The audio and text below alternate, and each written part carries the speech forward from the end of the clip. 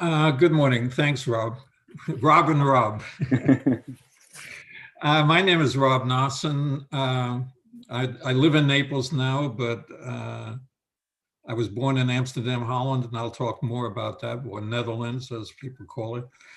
My story goes back to 1933, and the reason I say that because my parents lived in Germany at that time. My parents lived in an area called Silesia, which is now part of Poland. But it was, had been part of Germany for about 200 years, so Prussia and then Germany. So my father was the first in his family, immediate family. I mean, we had doctors and so forth in the family that actually went to university and got a doctorate in engineering out of the University of Breslau. And my mother had a secondary education, which was normal at that time. Very few women went to university. And my father's family were not professional. They were, working people. My mother's family happened to be relatively well off. My grandfather owned a cigar factory, and was quite successful, and they had servants and so forth. So my mother never had to do anything vis-a-vis cleaning or anything like that when she was growing up. And they were actually, my mother's family was not that thrilled when she started dating my father, because his family didn't live up to the same economic standards or levels. But education-wise, he did, or beyond. In 1933, when Hitler came to power, by that time, my parents were living in Germany, in Berlin. My father had a job with a company that was involved in the manufacture of batteries for different purposes. My older brother, was born there in 1930 as well. So everything was fine. They had a very comfortable life. And what changed? Hitler came to power. And it was obvious almost immediately when he came to power, obviously with the boycotts of Jewish stores, with the burning of books and everything like that was going on in Germany at that time, that there was really no place for the Jews. For example, in August, my father went on a company boat ride, and instead of the standard German flag that we know of today, that was the flag of Germany at the time, the boat now had a swastika on it, and that became the official flag of Germany. Fortunately, my father's company had subsidiaries in other countries, so he ended up taking a top job in Denmark in 1933. So my brother and my parents left and went to Denmark, but they could only stay for 18 months because of work permit limitations. In the meantime, my father would travel back and forth to Germany. Most of my family was still there. They didn't leave there at that time. And they didn't really start leaving until about 1937. And then even more so after that, after Kristallnacht. 1935, my father went to Belgium because of his contract. There was another subsidiary in Belgium. And then in 1936, he ended up he took a job with a Dutch company, which was in similar work in Amsterdam. And my parents moved there with my brother. They got an apartment, a very lovely apartment, quite large, in the suburbs or residential area of Amsterdam. Amsterdam is still a small town. We've still gotten bigger, but it's still relatively small town in the sense of the center of the town. And that's the way it was. And we lived there until throughout the war and so forth. In 1940, with the invasion of Holland fell in a matter of, before that, let me start back up. After Kristallnacht, many family members got out of Germany. Some made it to the United States even before. For one is I'm known by my relatives because my second cousin is Henry Winkler, whose parents were actually, his father was Hungarian and he was able to travel to the United States before, at that time.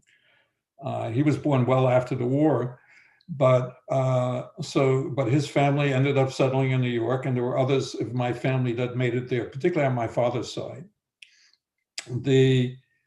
Also after Kristallnacht, the Jews, a lot of Jews went about 30,000 Jews ended up going to the Netherlands or Holland.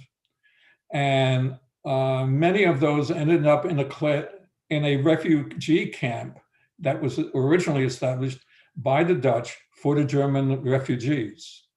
It's a place called Westerbork. It's important to understand that because Westerbork later became a transit camp where we ended up in 1943.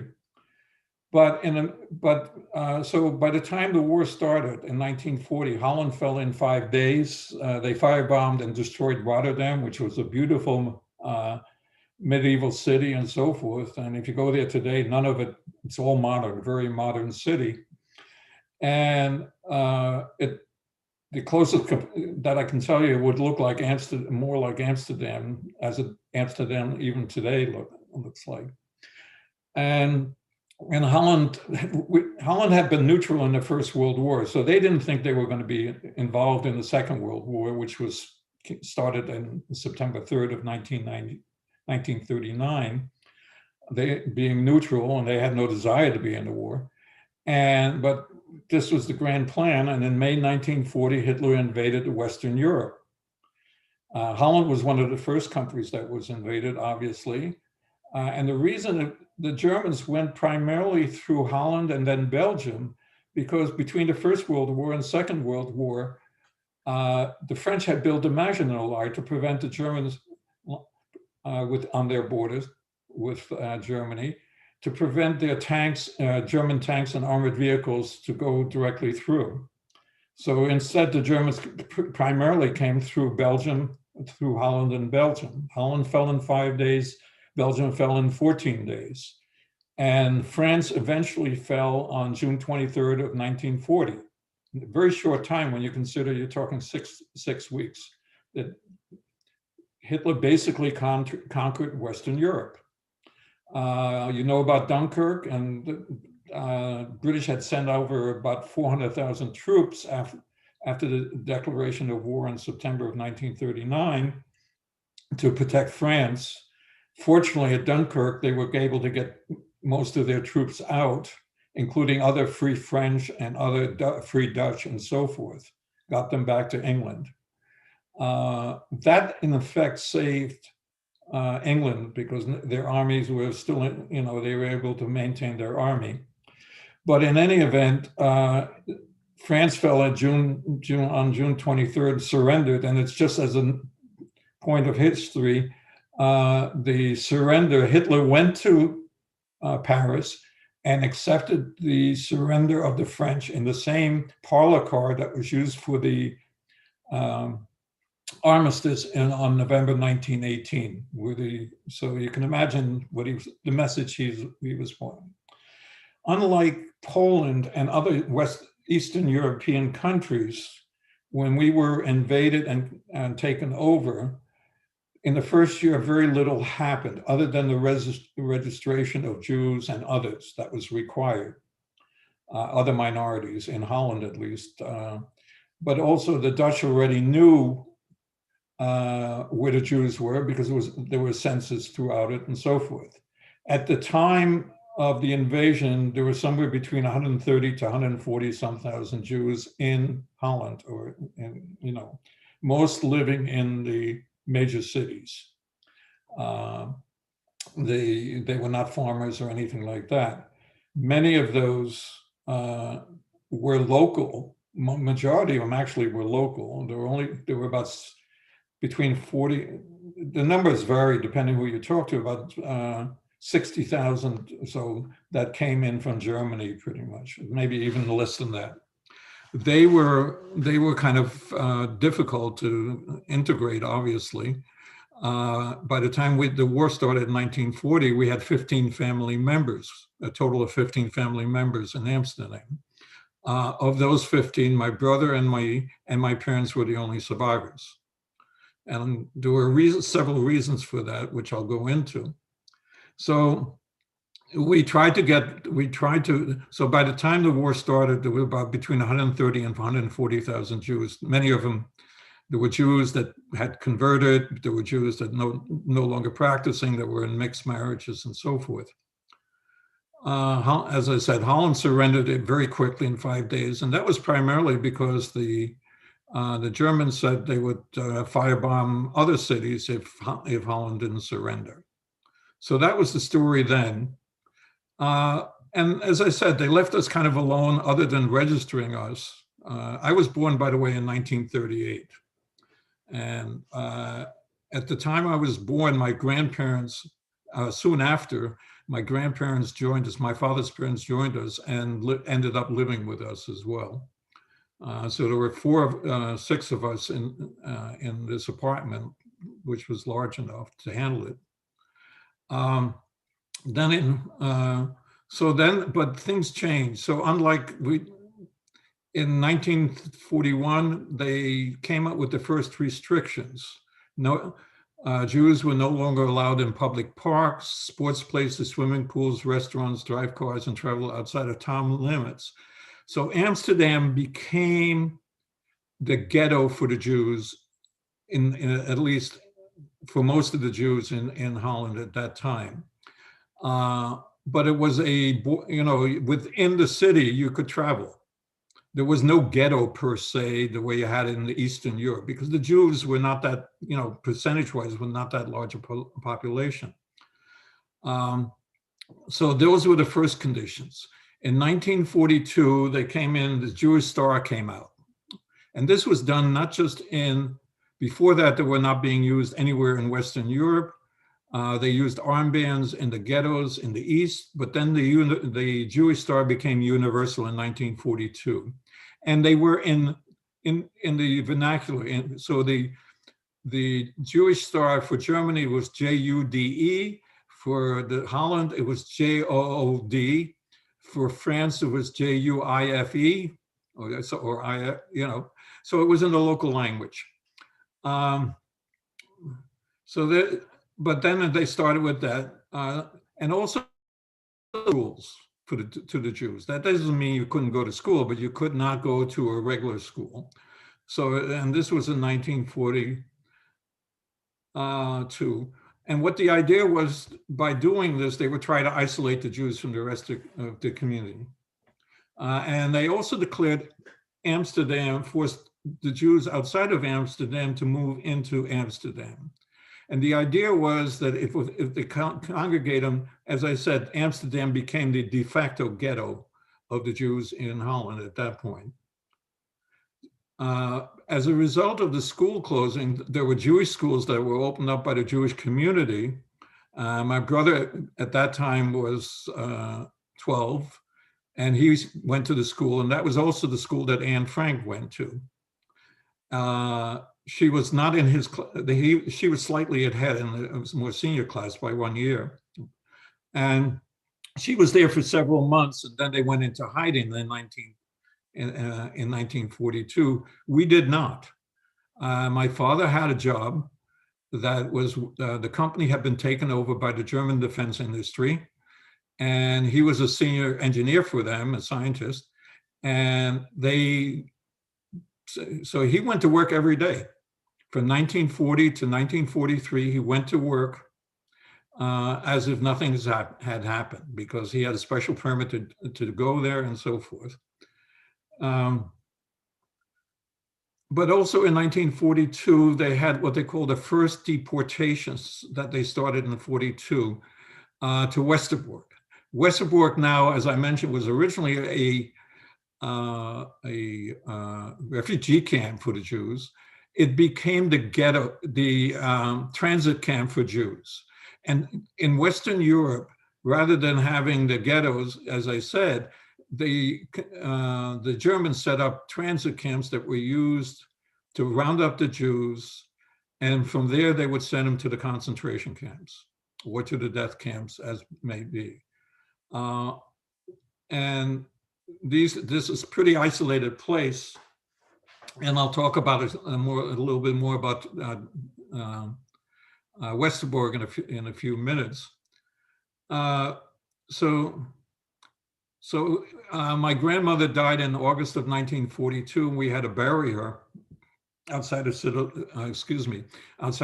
limits, and we needed to get a special permit to bury her, to go through the lines to get to the cemetery, which was outside the demarked city limits. So that was, but we were, as I said, we had difficulty getting food. We had others buying food for us. We had none. And there's a differentiation also between Jews that were in mixed marriages and those that were, just Jews. So we had friends that were in mixed marriages, Jews, and they had more freedom. And the Jews in mixed marriages were never sent to the camps. They were never deported to the concentration camps. And there certainly were about 20,000 of those in Holland. Also, there were about 20,000 Jews that ended up going into hiding, mostly local Jews. And of those, about 2/3 survived the war because of being hidden.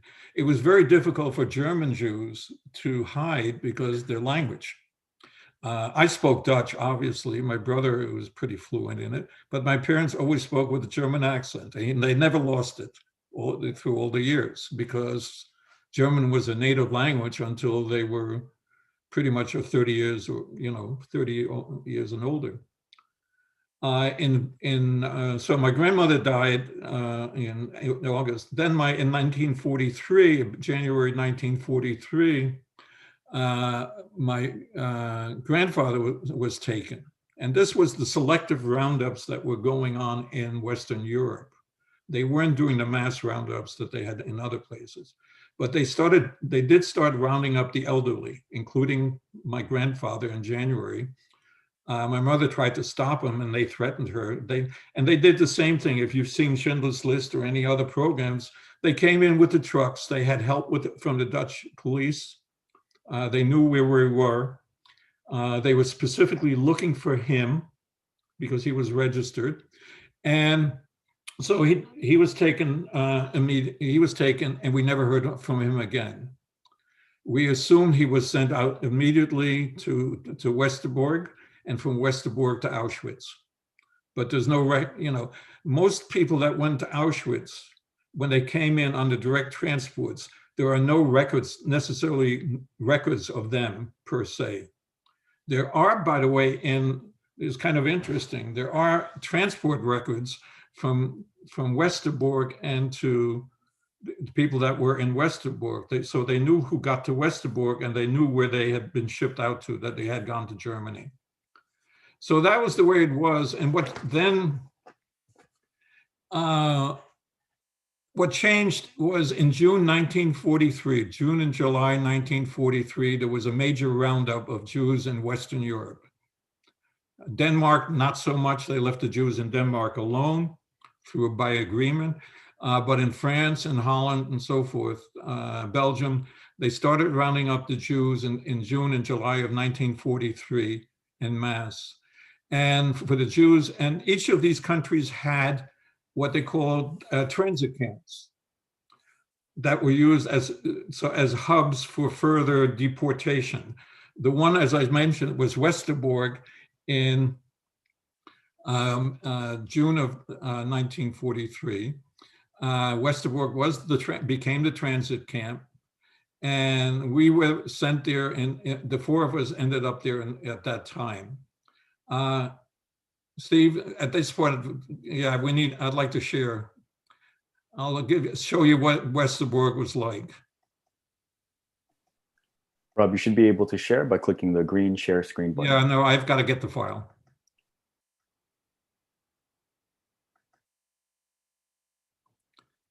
Okay.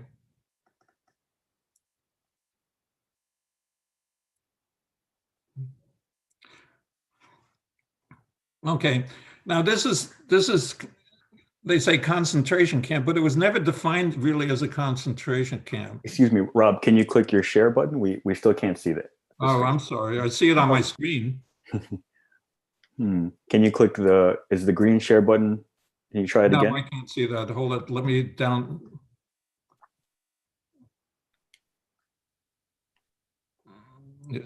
The green is there, and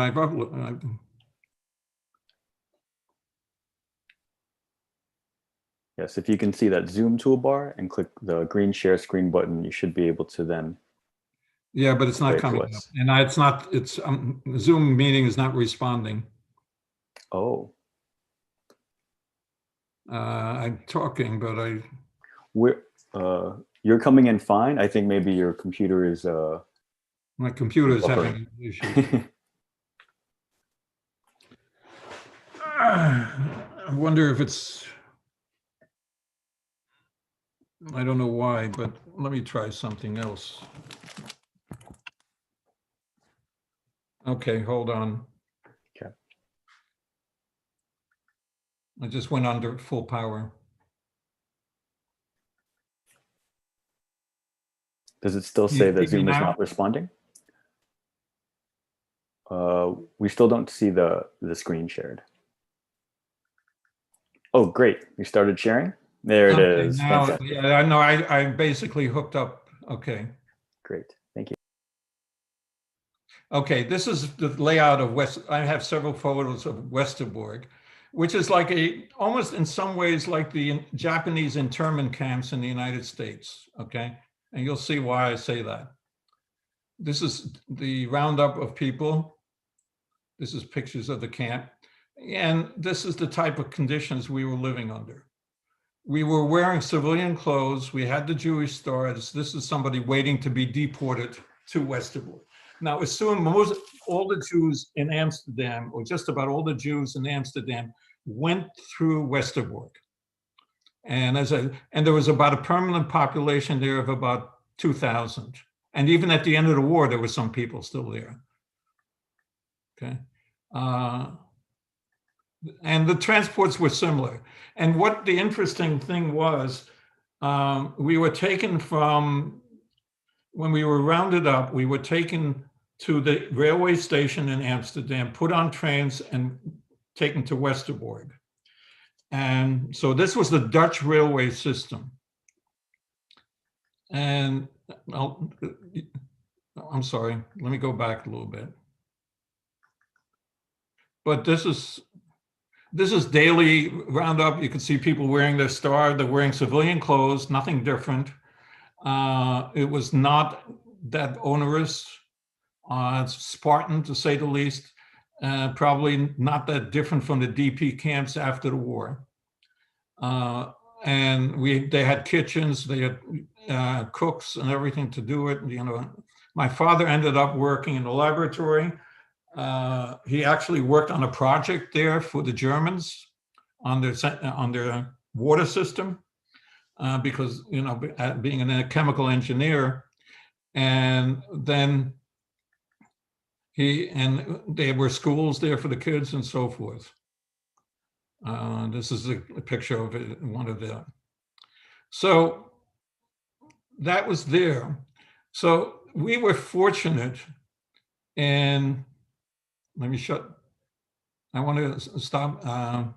Fortunate, well, let me explain that similar types of boxcar. By the way, we have one. But I'm showing you something. We were fortunate. My father was on, this story gets to be more convoluted in some ways. My father was on my father was a Zionist and was a very strong supporter of Palestine and Israel, the concept of a Israeli state. And so he was what they were talking about, a Palestine list. Now, what is the Palestine list? These were the Jews that were allowed to go, and the Germans allowed it. The Germans were not interested initially when this first started in necessarily killing the Jews. If they left Germany, that was fine. And most of the Jews that were rounded up, for example, at Kristallnacht, the men, if they found a way to get out of Germany, were allowed to leave. But these papers were so the Palestine list was still in existence as late as 1944. In fact, my brother and I ended up being on the list at that time. But it never came to fruition. Very few Jews were allowed in Palestine. There were about 60,000 that were allowed to come in. And during a time in the 1930s from Germany. And it wasn't because of Germany, it was because of England. England did not want the Jews to come into Palestine and stopped them in every way. And that is also afterwards, even after the war, they prevented Jews from coming into Palestine until 1948. But in any event, so we were not allowed, we were on a list, but the British prevented people from going on. So what happened, my father found out that there was the consul general in Geneva, Switzerland, the consul general from El Salvador, was giving out citizenship papers. By the way, he wasn't the only one. There was a Chinese that gave out a consulate in Austria that did the same for Shanghai and other places. So there was a lot of people. So a friend of my father, before we went to Theresienstadt, Westerbork, we were able to get, my father applied for these papers through the mail and through this organization in Switzerland to the consulate. And we ended up getting these certificate of citizenship from El Salvador after we got back from the Westerbork. Now we were allowed, my father's company asked the Germans to allow my father to go back to Amsterdam because he was doing defense work and they said they needed him for that.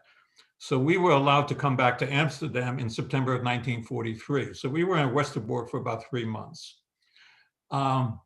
We had lost everything in the process, obviously, but my father's company found an apartment, some furniture, and my father went back to work every day. The schools, by that time, the Jewish schools were closed, so we had no place to go. We were isolated, literally isolated from the community. But now we were considered, because of these papers, we were considered foreigners rather than Jews. So we had more freedoms. Now we got these papers were applied for. If you can make out the date, it was were issued, I think, in March of 1943. We did not get them until September 1943 when we came back to Amsterdam. But those papers, in my view, saved our lives. So at this point, I'm going to close this down and stop the sharing. And wait, Rob, if I could interrupt for a second, could you share that photo again really quick? Oh, sure. Just because I know whenever I see students, this is one of their favorite things to look at. Well, I could talk about it. Okay. I just wanted you to maybe point out who your parents were and who you and your brother were, and yeah. So these are the four. This is me. This is my brother, who was at that time 13, and those are my parents. And this isn't, by the way, the interesting thing is, because it was issued in Geneva, it's in French. Not only that, the person who signed them was the first secretary. He's actually a Jew. It took its took a Spanish surname, Mandela, and became the first secretary to the consulate, who was a Colonel Castellano. In fact, we're running a program on Colonel Castellano, and the program, this El Salvador program, in December. The Holocaust Museum Naples is running the program. So this piece of paper, in my view, saved our lives, because now we were not just considered Dutch, but we were also considered foreigners, and we were treated better because of that. They had more freedom. But in any event, we were stuck. We had lost everything. My father went right back to work and we were, as a result of this, we were kind of left alone until September of 1944. So for the next year, we were living in this situation where my brother and I didn't go to school, didn't do anything. My mother couldn't go anywhere. We were giving a little bit more freedom so we could go out and buy food and stuff like that. My father went to work, so we were kind of like in a state of hibernation, except we were not in hiding. We were public. What changed, it was, okay, Rob, is that good enough?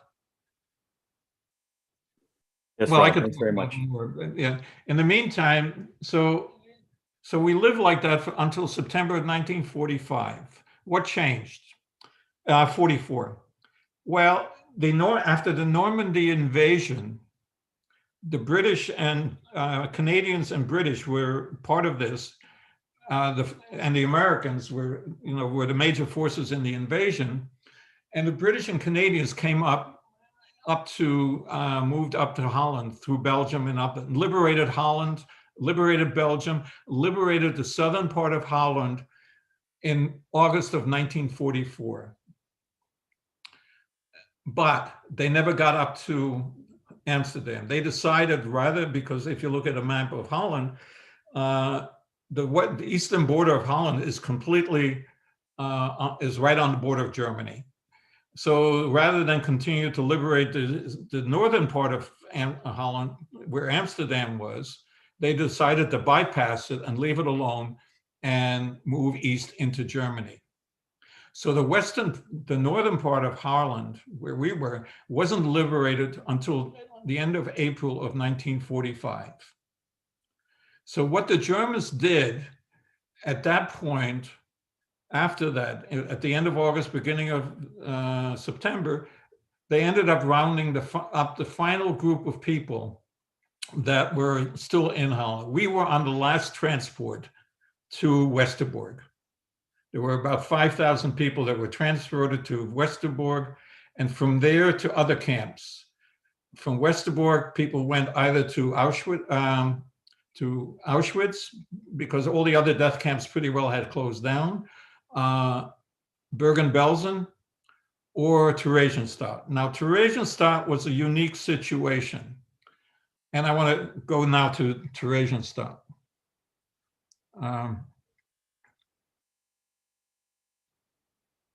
Hold on a moment.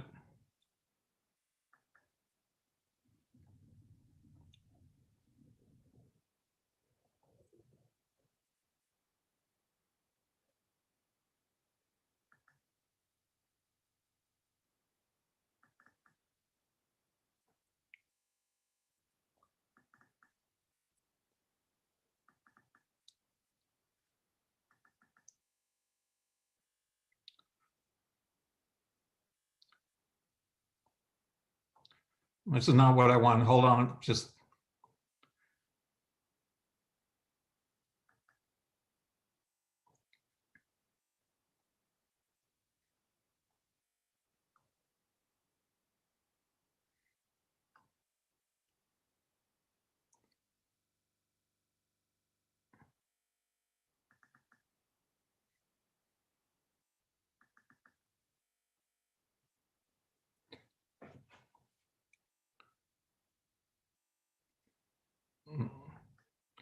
My apologies, I'll be right with it.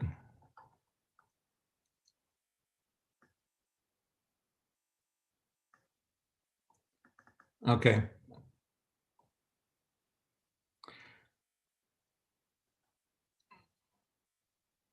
Terezin or Theresienstadt, Terezin is the Czech word for it. By the way, if we want to stop now, up to now, there's a good time if anybody has any questions. Stephen, does anybody? Currently, there are no questions. Okay, then I'll continue. Theresienstadt was a fortress built in the late 1700s between 17, what they call it, Teresa Maria Fortress, Star Fortress, designed very much the way they were at that time.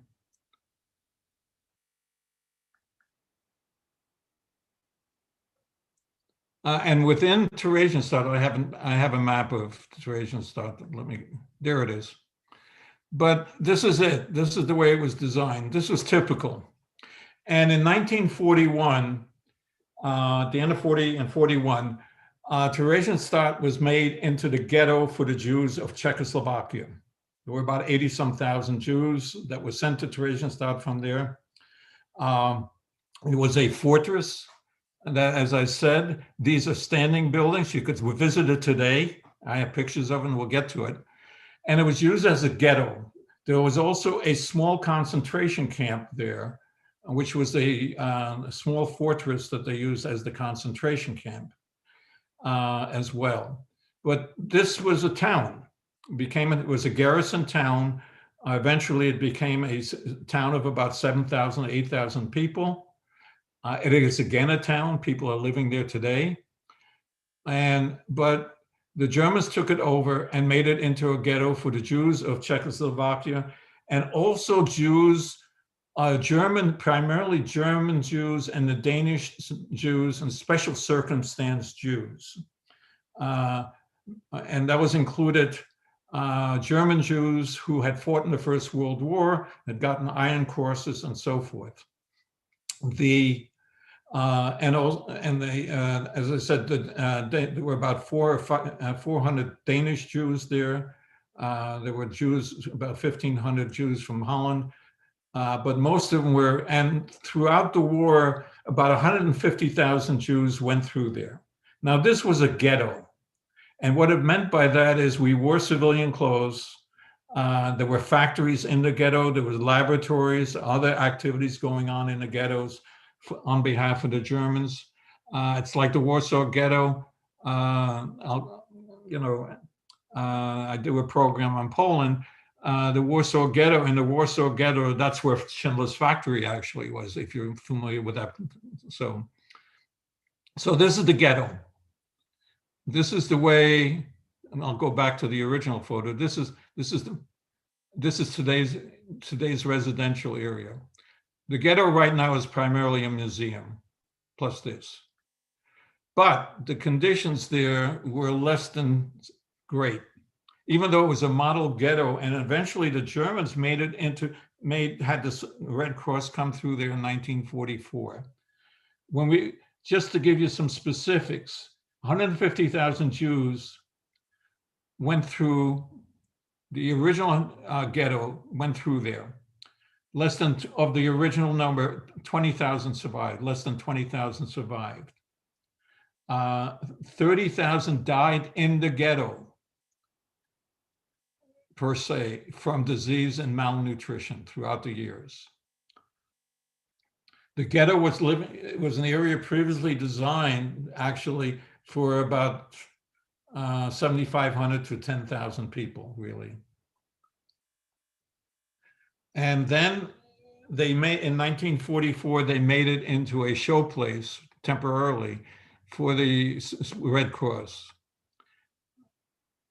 But what it became is a staging area primarily for most of the people, as I said, went through there, and less than 20,000 survived out of the 150,000 that went through there. Most of them were special circumstance people, but these are pictures of the ghetto. In fact, it even had a crematorium because the ghetto, they all did, not just the concentration camps. The crematoriums were used because they couldn't, it was very difficult to bury the bodies deep enough because the weather got very cold during the winters. So they had, and it was easier to do a crematorium. If you go there today, you can visit it. They do have to. This is the small fortress that I was talking about, which was like a star, part of the star. And this was the concentration camp where they were approximately somewhere between 2,000 and 3,000 individuals. This is the cemetery right outside there, even despite the fact, and these are primarily people that died after the war because the disease was rampant, typhus was rampant throughout, and the conditions were horrible at the time. Now, we originally lived in barracks that were constructed for their wooden barracks and so forth, and others, and type of things. And eventually, as they shipped more and more people out to the camps, to Auschwitz, it opened up where we ended up living in one room in an officer's quarters. There were 5 rooms. We shared a bathroom and a kitchen facility with the people, with others. Now, they were run like a ghetto. It had a currency, fake currency, that we were on rations.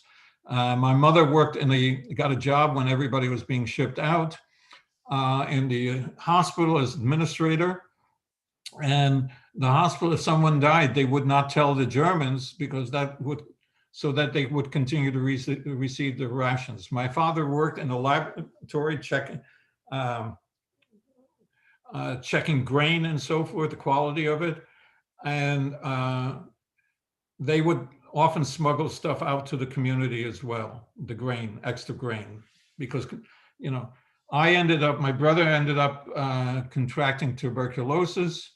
And I ended up in a children's home that were run by the Jews. Now, these are current photographs from 2014 now that I'm showing. And this is primarily the older ghetto. But Theresienstadt is known for a lot of different things. Children's art, because there was were kept separate, and they were put in. They did a lot of art to keep them busy. Most of those children ended up in the gas chambers in 1943, 44. And this is about the small fortress. This was the main building, which is now the museum in Theresienstadt. And this is the children's art. You could see this art also if you go to Prague, Czechoslovakia, there's a Jewish museum right in the ghetto, the old ghetto there, and they have a lot of this artwork as well. This is the street today. And back to my papers. So when we came back, and the reason these papers were important, because when we were liberated, we were not liberated. The Germans ran away in May of 1945 because the Russians were coming. So the Czech Red Cross came in, ran the camp for several days between the beginning of May until May 8th, when the Germans came in, the Russians came in and ran the camp until they came. So, but then if you ask the Russians, they will say they liberated the camps. The Germans ran away. One of the other things that happened in April of 1945, which I didn't mention before, 15,000 Jews from other camps, including Auschwitz, were moved throughout. There was a thing called a death march, where Jews were moved from camp to camp to camp to keep them from the Russian advances. So they kept moving them from other camps as they were being liberated, and they started doing the same thing with the American camps being liberated by the Americans, because most of the concentration camps in Europe, in Western Europe, were liberated in April between April and the end of the war. So they didn't, particularly the ones in Germany, because they didn't go into Germany until the spring of 1945. They didn't go in the summer of 44. And by the way, just as for your information, most of the concentration camps were in Germany and Western Europe. There were only 2 or 3 in Poland. What was in Poland were all the death camps. And most of the people that worked there, including many Russian prisoners of war and Polish civilians, were transported west to those concentration camps. So we were liberated by the Russians, and we stayed in Theresienstadt for several weeks. And because of these papers, we were then turned over to the Americans and put into American DP camps, and then sent back so by June of 1945, we were back in Amsterdam. but we had nothing. My father, by the way, went back to work right away because his factory, his company never closed down. So we went back to Amsterdam in June of 1945. We ended up getting a furnished apartment that was held by a Dutch Nazi collaborator who went to prison. And my brother and I in this fall started school. Now it's kind of interesting. My father actually met, and I'll close this part off now.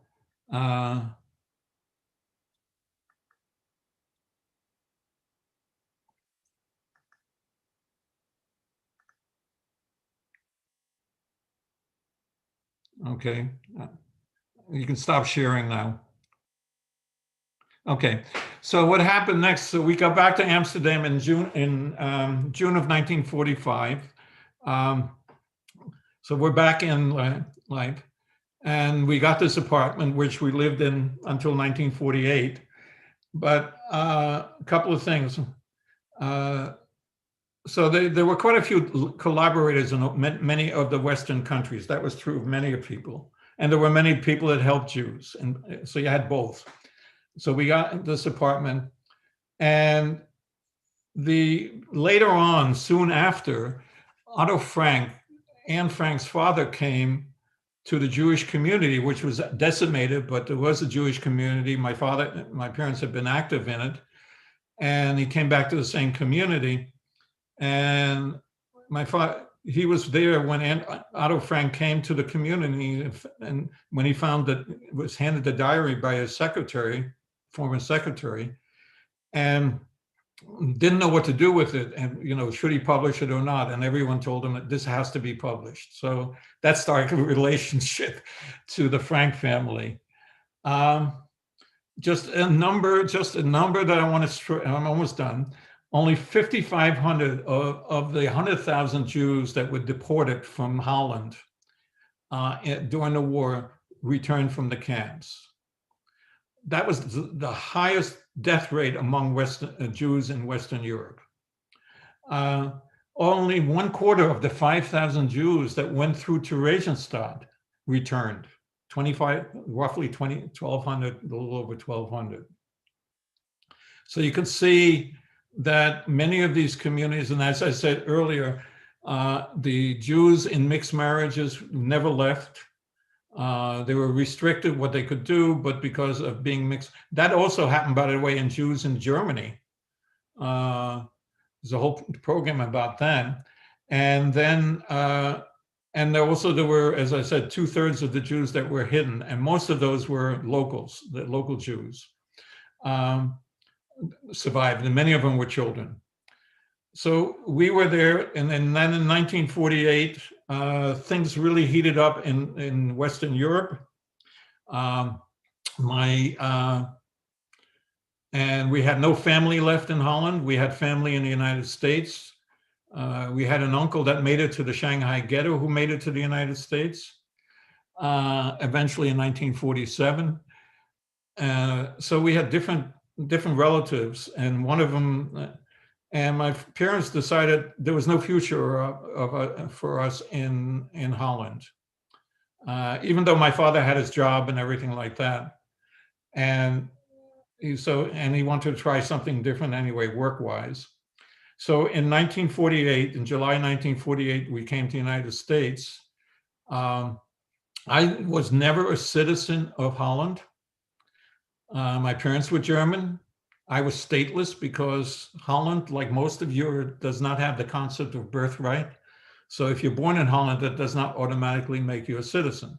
So I spent, of the 10 years we lived there, I spent over 9 years physically in Holland, and I was never a citizen. I could become one at 18 by applying for citizenship, going into the military, and so forth. We came to the United States in July of and that was also the time, by the way, in 1948, where the Russians or the Soviets were making their military moves in Eastern Europe. And many people in Western Europe were concerned that there was nobody to stop them. And if you recall the Marshall Plan, that's when the Marshall Plan came into Europe, And soon after, they formed NATO to protect Western Europe. But until that time, by the way, the conditions in Western Europe were horrible, even at that point. There was a massive famine in 1945 in Holland. We were on rations throughout.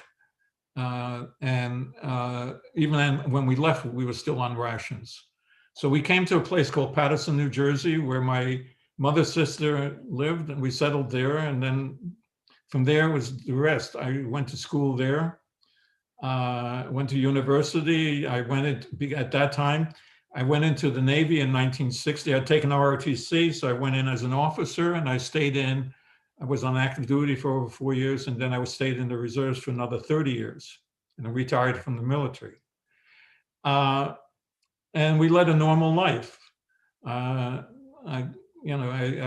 background is primarily finance, but I was management, corporate management, and when we came to Florida in 1994, I was executive director. So I retired in 1994, came down here, and have lived here ever since. We came down full time. I'm fortunate also that all my children live in Florida, 2 of them in Naples and 1 in Cooper City on the East Coast. So this is unusual for anyone like that. So that's my story. And I'm open to any questions. Thank you so much, Robin. We hope your family is safe right now during the storm. Corey Henry. Oh, you mentioned Schindler's List earlier, the movie, and Corey Henry asks, were the movies like Schindler's List an accurate depiction of how it was at that time? I think so, yeah. As far as the ghetto living and so forth, I've gone through the Warsaw Ghetto. I've gone to Krakow, and it's a whole different program I've done on that. And it's different because they did the roundups out of there. Most of the Jews in Warsaw ended up in a place called Treblinka, which was like 30 miles from there. But it was similar. The conditions were, yeah, I think it's really a true representation what ghetto life was like. Actually, the pictures of the Warsaw Ghetto that I have are much worse. The films and so forth, the conditions in the ghetto. And in these ghettos, like thousands of people died there from disease and malnutrition. There's no question about that. But the interesting thing, one other thing, in last year, the Dutch railway system set up a compensation fund for the Jews who were transported from Westerbork to the concentration camps and the death camps. And so now you're talking 2019 compared to 1944, when it was the end. So, because the trains that were being used to take people to Westerbork were also being used to take them to concentration camps in Germany and so forth, or other camps. So they finally came up with a compensation system, but it wasn't the Dutch government, it was the Dutch railway system that did that. So suddenly I find myself with some money that I would not have expected. Also, the Germans were very good, particularly if you were a German citizen, as my parents were, in reparations. My father collected Social Security from Germany throughout his life afterwards. They gave him credit for all the years he couldn't work in Germany, I believe from 33 to 1948 and stuff like that.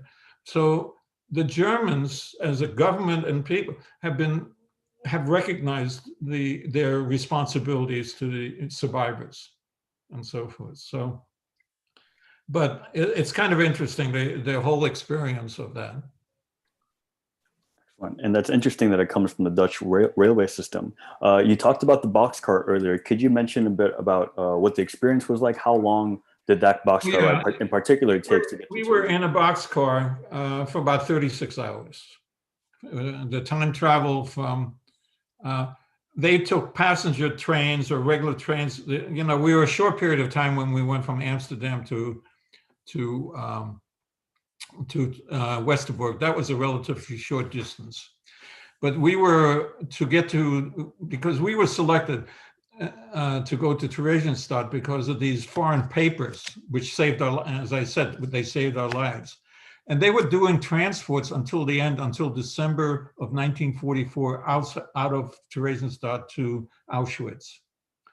And my father was concerned that we were going to be taken as well, but we weren't. But it was the typical boxcar, typical the one that the Holocaust Museum has here. No food, you know, whatever you brought your personal possessions, and then when you got to the camps, they took it away. Most of your personal stuff they took away. They just left you with the bare essentials. So, but yeah, the conditions.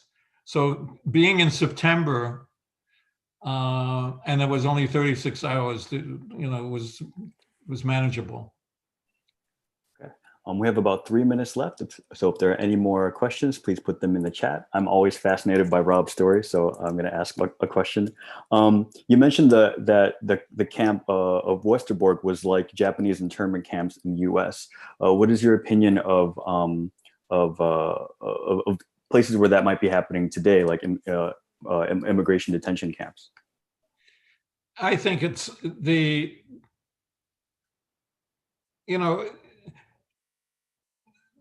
Jews were kept out of, there were a lot of Jewish refugees. The Japanese was, well, what happened to the Japanese was unique and to me unconscionable because they were putting in people that had lived there for, generations. They were citizens. Many of them were citizens. The children were born there, So there was no excuse for that. And it ended up, the Supreme Court approved it. Obviously, it was unconstitutional, but that just didn't mean anything at that point. And there were also detention camps for Germans, and there were millions of Germans living in the United States. And there were only 16,000 at the height that were in the camp, that ended up in a detention camp in the United States. And most of those were people that they considered threats, but there was no basis for the threat by the Japanese. Thank you. I don't think questions. Oh, go ahead. They understand the legalities of immigration. And just as an aside, the British did the same thing to the Jews with the DP camps. There were 100,000 Jews that tried to get into Palestine. 75,000 were captured by the British when they tried to get in. They were interned from 1945-46 until 1948 in Cyprus by the British. Those were also similar internment camps, with barbed wires and so forth. It's not the way to go. There's a way of controlling immigration legally, even illegal immigration or undocumented people, but you could do it humanely. And I understand the need to control undocumented immigration. I mean, they did it, but allow it to put people in a situation to me is unconscionable in the situations there. And the separation of family, forget about it. Even the Germans didn't really do that. Wow. Thank you, well, Rob. They did some, between the death camps and so forth. But my family was together the whole time, pretty much, except for with a short period where my father and brother were in one barracks and my mother and I were in another. They separated the men and women. Well, thank goodness your family made it together. Corey Henry says, it's hard to even ask about this. It's hard to believe human beings became so ruthless as the Nazis became back then. You went through so much. And he says, it's an honor to hear you speak this day. Dr. Camilla Drake Brassfield asks, what is your greatest lesson you learned from your experience? And we'll end on that. The greatest lesson is, first of all, anti-Semitism in Germany was there before the war, after war, but the German Jews represented less than 1% of the population in Germany. The anti-Semitism has been around for 2,500 years. First, it was religious. Much of it was religious. Then it became, 150 years ago, it became a more ethnic when religion started breaking down, where Jews were defined as a different ethnic group. It's not going to go away. But in Germany, it was not overt during the First World War, or even up to 1933. It was flamed by much of it was flamed by the rhetoric of populist leaders. And it's what's happening in Europe today. Anti-Semitism is on the rise in Europe. It's on the rise in the United States. Why? Because we're a minority, and the Jews are a minority, just like as the blacks or the Hispanics or the Muslims, in fact. So whatever group is there, you know. So it doesn't go away. It's in Florida, it's better than it used to be, I'll tell you that much. When we first came down to Southwest Florida, it was much more, anti-Semitism was 25 years ago. We've been down here in Naples for 25 years. It was much more open than it is now, even in the schools. And that's why the museum became such a big factor down here, because there was that, and we had a lot of survivors here, and we saw it as something we needed to do. But there's no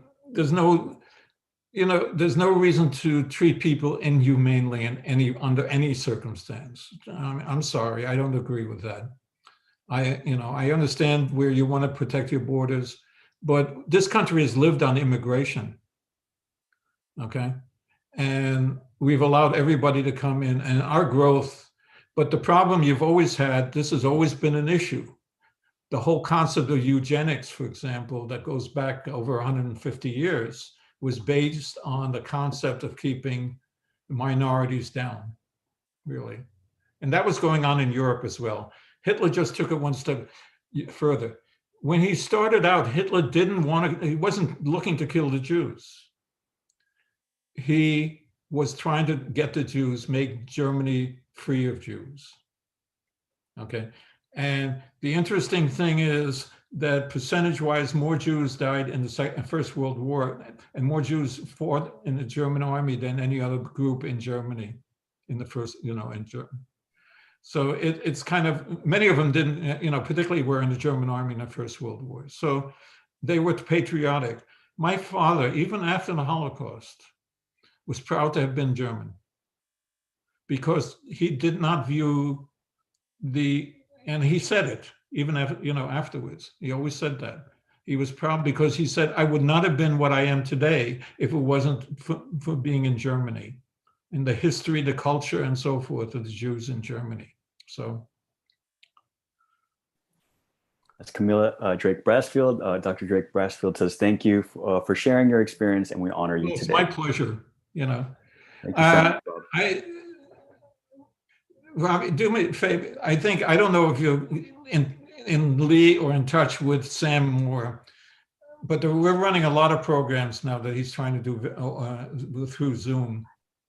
And, some of that stuff you might be interested in. Okay, I'm sharing the link to the Holocaust Museum now. I also shared the link to your history, your testimony on the website if people would like to learn more about it. People are saying, and we have a lot of programs on YouTube now. We're doing a lot of programs also on YouTube. A lot of the stuff, even some of the stories are linked on YouTube. Thank you. So thank you for educating us and for drawing our attention. The museum is open, by the way. Yes. Please and visit. We do for limited, but we're open 4 days a week right now. So. And you might get a tour from Rob himself if you're lucky. Well, we're trying to set up a tour program where we, by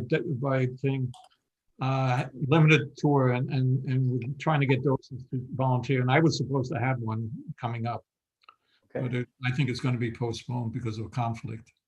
But I enjoy talking to people about this, so obviously. Well, thank you so much. Hope that it continues safely and distanced, and everyone stays healthy. Thank you so much, Rob. We appreciate you. Thank you. Okay. Thank you, everyone. Our next event is at 12:30. Steve, can you stop the stream, please? And Rob, if you want to hang out for a second, we'll I'm leaving. Okay. All right. Thank you, Rob. Have a great day. You too. Thank you, Stephen, also. Yeah, Sam was in for a minute too. Check out your. Oh, there was a,